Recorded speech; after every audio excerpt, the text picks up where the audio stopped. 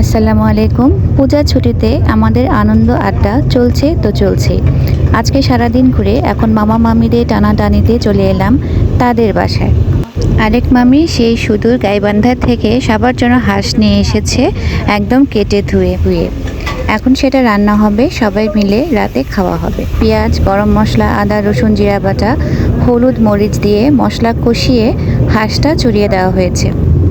মশলা কষে তেলটা উপরে উঠে এলে হাঁসগুলো দিয়ে হাঁসের পানিটা টেনে নেওয়া হচ্ছে। তারপর প্রেসার কুকারে ঢাকনা দিয়ে ৫-৬টা সিটি দিয়ে নামিয়ে এবার কড়াইতে কষিয়ে বাকি ঝোলটুকু টেনে ঝটপট তৈরি করে নেওয়া হলো মজাদার হাঁসের মাংসের ভুনা। হাঁসের মাংস রান্না করা অনেকটাই সময় সাপেক্ষ, কিন্তু আজকে মামি অনেক তাড়াতাড়ি এটা গুছিয়ে রান্নাটা সেরেই ফেললো। সাথে ছিল আঠালো আঠালো পোড়া আলুর ভর্তা আর টমেটো দিয়ে পাতলা ডাল। খেতে একদম সেই লেভেলের হয়েছিল। এত কিছু সামলিয়ে ঘুরে এসে সবার জন্য এইরকম চমৎকার এক রাতের ভোজন দেওয়ার জন্য দুই মামিকে অনেক অনেক ধন্যবাদ।